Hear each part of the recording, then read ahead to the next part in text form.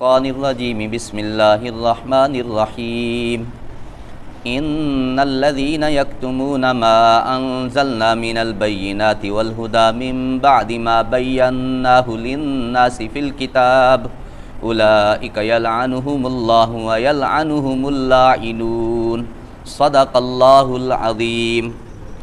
آیت نمبر 159 تا 162۔ اللہ فرماتے ہیں بے شک وہ لوگ جو چھپا لیتے ہیں، ان الذین یکتمون کتمان حق، بے شک وہ لوگ جو چھپا لیتے ہیں ما انزلنا من البینات والہدی، اللہ کہتے ہیں جو ہم نے واضح احکام اتارے، جو ہدایات اتاری، جو ان کو چھپا لیتے ہیں من بعد ما بیناہ للناس فی الکتاب، اس کے بعد کہ ہم نے ان احکامات و ہدایات کو لوگوں کے لیے کتاب میں واضح کر دیا، پھر بھی چھپا لیتے ہیں۔ اولئک یلعنہم اللہ، اللہ فرماتے ہیں یہی لوگ ہیں جن پر اللہ کی لعنت ہے، ویلعنہم اللاعنون، لعنت کرنے والوں کی لعنت، اللہ کی لعنت اور لعنت کرنے والوں کی لعنت، الا الذین تابوا، ہاں وہ لوگ جنہوں نے توبہ کر لی، اب اس کام سے باز آ گئے، وَأَصْلَحُوا، اپنی درستگی کر لی، اصلاح کر لی، وَبَيَّنُوا، اور پھر بیان کر دیا، جو چھپاتے تھے نا اب واضح کر دیا کہ ہم لوگ یہ چھپا لیتے تھے، مسئلہ اس طرح ہے، فَأُولَئِكَ أَتُوبُ عَلَيْهِمْ، اللہ فرماتے ہیں یہ لوگ ہیں میں ان کو معاف کر دوں گا، وَأَنَا التَّوَّابُ الرَّحِيمُ، اللہ کہتے ہیں میں معاف کرنے والا ہوں، مہربان ہوں۔ إِنَّ الَّذِينَ كَفَرُوا، بے شک جو لوگ کافر ہیں، وَمَاتُوا وَهُمْ كُفَّارٌ، اور کفر کی حالت میں ہی مر گئے، جو کافر ہیں اور کفر کی حالت میں مرے، اولئک علیہم لعنت اللہ، اللہ کہتے ہیں یہی لوگ ہیں جن پر اللہ کی لعنت، والملائکہ فرشتوں کی لعنت، والناس اجمعین سارے انسانوں کی لعنت، جو کافر اور کفر پہ مرے ان پر اللہ کی لعنت، فرشتوں کی لعنت، سارے بندوں کی لعنت، خالدین فیہا، اللہ کہتے ہیں اسی لعنت میں ہمیشہ رہیں گے، لا یخفف عنہم العذاب، ان سے عذاب ہلکا نہیں کیا جائے گا، عذاب میں تخفیف نہیں ہوگی، عذاب کم نہیں ہوگا، ولا ہم ینذرون، نہ ہی انہیں کوئی مہلت ملے گی۔ ان آیات میں کتمان حق کے متعلق، جو حق کو چھپا لیتے ہیں ان کے متعلق بڑی شدید وعید ہے۔ میرے نبی علیہ السلام کی ایک حدیث ہے، میرے نبی علیہ السلام نے فرمایا جس بندے سے کوئی مسئلہ پوچھا گیا، اس بندے کو اس مسئلے کا پتہ بھی تھا، اس نے اپنے کسی مفاد کی خاطر چھپا لیا، نہ بتایا، میرے نبی علیہ السلام نے فرمایا قیامت والے دن اسے آگ کی لگام پہنائی جائے گی،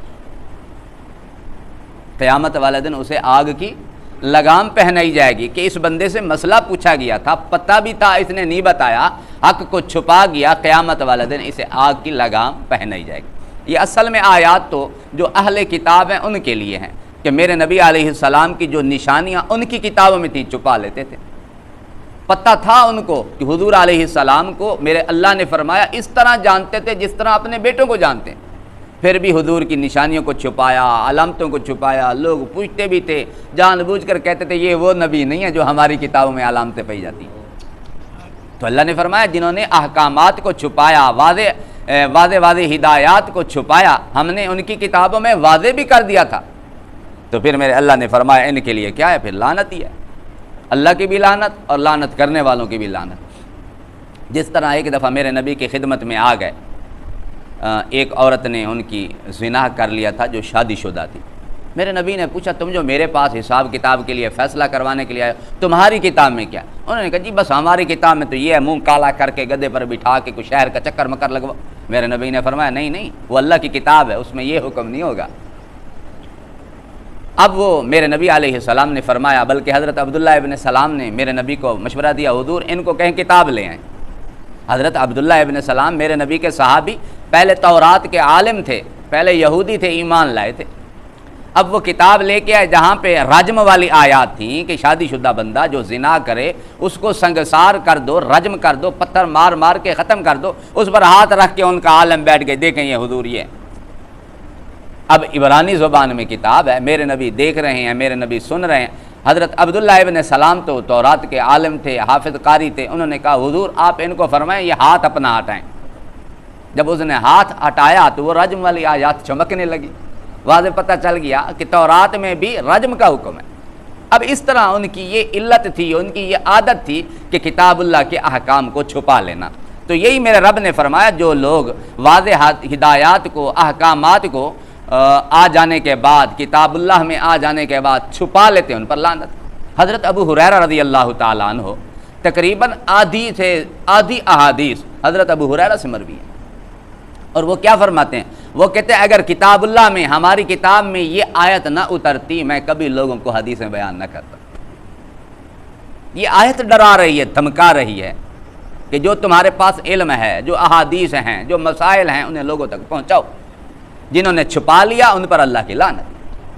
تو حضرت ابو ہریرہ اس وجہ سے احتیاط کرتے تھے کہ جو میرے پاس میرے نبی علیہ السلام کے احادیث ہیں، فرامین ہیں، میں آگے لوگوں تک پہنچا دوں۔ اور میرے نبی علیہ السلام نے ایک حدیث میں فرماتے ہیں، حضرت براء بن عازب کی روایت، میرے نبی کے صحابی ہیں، وہ کہتے ہیں حضور ایک دفعہ جنازے میں تشریف لے گا، پھر میرے نبی علیہ السلام نے سمجھایا کہ جب کافر کو قبر کے عذاب میں، قبر میں رکھا جاتا ہے نا، جب کافر کو قبر میں رکھا جاتا ہے، فرشتے ضرب لگاتے ہیں اور دو آنکھوں کے درمیان ضرب لگاتے ہیں۔ اس ضرب کی آواز اتنی ہوتی ہے کہ انسانوں اور جنات کے علاوہ سارے جانور سنتے ہیں۔ جب باقی مخلوقات سنتی ہے، وہ سارے کہتے ہیں اس کافر پہ اللہ کی لعنت۔ اللہ اکبر۔ اب حکم کیا ہے؟ کیا ہم کسی پر لعن طعن کر سکتے ہیں کہ نہیں؟ جی مطلقاً کافروں پر لعنت کر سکتے ہیں۔ قنوت نازلہ جس طرح میرے نبی علیہ السلام پڑھا کرتے تھے، صحابہ پڑھا کرتے تھے کافروں کے متعلق، اس میں قنوت نازلہ میں یہی ہوتا ہے اللہ ان پر لعنت فرما۔ لیکن ایک کسی معین کافر، ایک کافر کو معین کر لینا، مخصوص کر لینا کہ اس کافر پہ لعنت فرما، یہ علماء نے منع کیا۔ ہو سکتا ہے اللہ اسے ہدایت دے دے ایک کو مخصوص کر کے۔ اور کسی مسلمان پر لعن طعن کرنا جائز نہیں، کسی مسلمان پر لعن طعن کرنا جائز، کسی بھی مسلمان کو ہم لعنت نہیں کر سکتے۔ ہاں اس کے کسی عمل پر اگر کوئی کرے کہ اس کا یہ عمل خراب ہے تو وہ کر سکتے ہیں۔ جس طرح میرے نبی علیہ السلام نے فرمایا، حدیث کا مفہوم ہے کہ جب تم سنو کچھ لوگوں کو کہ میرے اصحاب پر لعنت کرتے ہیں، آپ ان کو کہو تمہارے اعمال کے شر پر لعنت۔ پھر تم یوں کہو جو تمہارے یہ عمل ہے اس کے شر پر تم لعنت بھیجو۔ اس سے پتہ چلتا ہے کہ کسی کو ہم ویسے تو لعن طعن نہیں کر سکتے۔ اب ایک شرابی شراب پیتا ہے، شرابی کو تو لعنت نہیں بھیجیں گے، اس کو کہیں گے تیرے شراب پینے پہ لعنت، تیرا یہ عمل برا ہے۔ تو عمل تو خراب ہو سکتا ہے، لیکن جو انسان ہے نا یہ ہیرا ہے۔ ہیرا اگر سنارے کی دکان پہ پڑا ہو ہیرا ہے، ہیرا گندی نالی میں پڑا ہے، ہیرا تو ہے نا، اٹھایا جائے، اسے ماحول میں لایا جائے، صاف کیا جائے، ہیرا ہیرا ہے۔ انسان مسلمان ہیرا ہے، اگرچہ اس کا کوئی عمل برا ہے، اس عمل کی وجہ سے اللہ کی لعنت ہو سکتی ہے، لیکن وہ ہے قیمتی۔ اب دیکھیں ان آیات میں یہ بھی پتہ چلتا ہے کہ جس طرح اہل کتاب پہلے یہ کام کیا کرتے تھے، آج مسلمان بھی کر رہے ہیں، مسلمان علماء بھی کر رہے ہیں۔ مسائل کو چھپا گئے، مسائل کو کئی رنگ دے دیے، اس میں کیل و کال کی۔ جس طرح دیکھیں آج کل یہ مسائل چلاتے ہیں جی، منصوبہ بندی کا مسئلہ ہو گیا، نکاح کا مسئلہ ہو گیا، اس طرح اور کوئی مسائل ایسے ہیں۔ اب دیکھیں کہتے ہیں حضور علیہ السلام نے، اللہ نے قرآن میں واضح کہہ دیا تم عدل کر نہیں سکتے، لہذا ایک سے زیادہ نکاح نہیں کر سکتے، حالانکہ اللہ نے تو ایسے قرآن میں کہا ہی نہیں۔ یہ بیٹھ جاتے ہیں ٹی وی چینلوں پہ ڈسکس کرتے ہیں، عورت کی حقیقی آزادی چاہتے ہیں اور یہ کہتے ہیں جی قرآن میں واضح حکم ہے، اللہ نے کہہ دیا تم عدل نہیں کر سکتے لہذا ایک ہی نکاح کرو۔ یہ میرے رب نے نہیں کہا، میرے رب نے فرمایا فَإِنْ خِفْتُمْ أَلَّا تَعْدِلُوا فَوَاحِدًا، اگر تمہیں خوف ہے تم عدل نہیں کر سکو گے پھر ایک کافی ہے۔ یہ تو میرے رب نے نہیں کہا تم نے ایک ہی کرنی ہے۔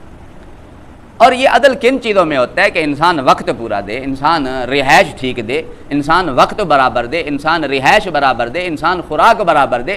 یہ چیزیں ہیں، اگر ان میں وہ عدل کر رہا ہے، برابری کر رہا ہے، باقی دل تو اللہ کے اختیار میں ہے، دل تو برابر نہیں ہو سکتا۔ میرے نبی علیہ السلام نے بھی واضح فرمایا اللہ جن چیزوں میں میں برابری کر سکتا ہوں ان میں تو کر رہا ہوں، باقی دل تو تیرے قبضے میں۔ اب مسئلہ چلاتے ہیں منصوبہ بندی کے بارے میں، جی حضور علیہ السلام کے زمانے میں بھی ایسے تھا جی، صحابہ عزل کیا کرتے تھے، صحابہ عزل کیا کرتے تھے، لہذا منصوبہ بندی کا شرعاً حکم ہے۔ اب یہ نہیں دیکھا کہ صحابہ نے کسی مخصوص حالت میں عزل کیا، آزاد عورتوں سے عزل کیا یا باندیوں سے عزل کیا، یہ کبھی نہیں دیکھا۔ یہ ایک موقع ہے، میرے نبی علیہ السلام غزوات میں ہیں، کسی غزوے میں ہیں، وہ عورتیں ملیں، باندیاں ملیں، میرے نبی نے صحابہ کو دے دی تو صحابہ پھر عزل کر لیتے تھے کہ اس سے اولاد نہ ہو، کیوں؟ ہم نے ان کو کل کے جا کے بیچنا ہے، یا پھر اگر یہ ہماری خدمت اگر یہ بچوں میں لگ گئیں تو پھر ہماری خدمت نہیں کر سکیں گے، اگر یہ ہمارے بچے کی ماں بن گئی پھر ہم انہیں آزاد نہیں کر سکیں گے۔ یہ وجوہات تھیں جن وجوہات کی بنا پر صحابہ عدل کر رہے تھے۔ انہوں نے حضور سے فرمایا حضور ہم اولاد نہیں چاہتے، ہم عدل کر رہے ہیں، لہذا ہم اب اسی کو لے کر کہتے ہیں جی منصوبہ بندی کا شرعاً حکم ہے۔ حالانکہ میرے نبی نے ایک حدیث میں واضح بھی فرمایا جو اللہ نے مقدر میں لکھ دیا ہے وہ اولاد ہو کر رہے گی، اور یہ گویا کہ ایک قسم کا قتل کرنے کے مترادف ہے۔ جو مشرکین مکہ بچیوں کو قتل کرتے تھے وہ تو روح کے آ جانے کے بعد قتل کرتے تھے، ہم روح آنے سے پہلے قتل کر دیتے ہیں۔ یہ تو ایسے ہی ہے جس طرح یہ کہنا جی حضرت حمزہ رضی اللہ تعالیٰ عنہ نے جی شراب پی کر حضرت علی کی اونٹنیاں کاٹ ڈالی، بھئی اس وقت تو شراب حرام ہی نہیں ہوئی تھی۔ اس طرح کی باتیں کرنا اور مختلف معاملات میں الجھانا، جی جب حضور کے صحابہ مدینے میں کسی کی 10 بیویاں تھیں کسی کی 8 تھیں، بھئی اس وقت تو 4 عورتوں والا حکم ہی نہیں آیا تھا۔ تو لہٰذا ایسے احکامات میں الجھانا، غلط مسئلے نکالنا، غلط مسائل سمجھانا اور پھر حوالہ قرآن کا دینا، حدیث کا دینا، یہ مسائل غلط ہیں۔ تو ان کے متعلق واضح حکم ہے، اگر مسئلہ غلط بتایا، مسئلے کو چھپا لیا، قیامت والا دن آگ کی لگام ڈالی جائے گی۔ ہاں یہ ایک بات آئی ہے، ایک آیت آئی ہے کہ جنہوں نے توبہ کر لی، اصلاح کر لی، مسئلے کو پھر واضح بتا دیا، اللہ کہتے ہیں میں انہیں معاف کر دوں گا۔ جو کافر ہیں، کفر کی حالت میں مر گیا، ان پر اللہ کی لعنت۔ ایک صاحب لکھتے ہیں کہ جب بارش نہیں ہوتی نا، قحط ہوتا ہے، بارش نہیں ہوتی، جانور پریشان ہوتے ہیں، یہ اپنا یہ درخت وغیرہ یہ پریشان ہوتے ہیں، تو ان کو پتہ چلتا ہے کہ انسان کے گناہوں کی وجہ سے یہ ہم پر رحمت نہیں برس رہی، لہذا وہ کہتے ہیں جن کی وجہ سے نہیں ہم پہ بارش برس رہی ان پر اللہ کی لعنت۔ یہ جانور بھی لعنت بھیجتے ہیں۔ تو اللہ کی لعنت کا معنی کیا ہوتا ہے؟ اللہ کی رحمت سے دوری۔ جب اللہ کی رحمت سے ہی ہم دور ہو جائیں گے، بربادی پھر ہماری یقینی ہو جائے گی۔ اللہ رب العزت ہم سب کو اپنی لعنت سے محفوظ فرمائے۔ لعنت ایک معمولی گناہ پہ بھی ہوتی ہے جس کو ہم معمولی سمجھتے ہیں، ویسے نہیں۔ اللہ لعنت اللہ علی الکاذبین، جھوٹوں پر اللہ کی لعنت۔ جھوٹ تو ہمارا شیوا بن چکا ہے نا، بات بات پہ جھوٹ بولنا۔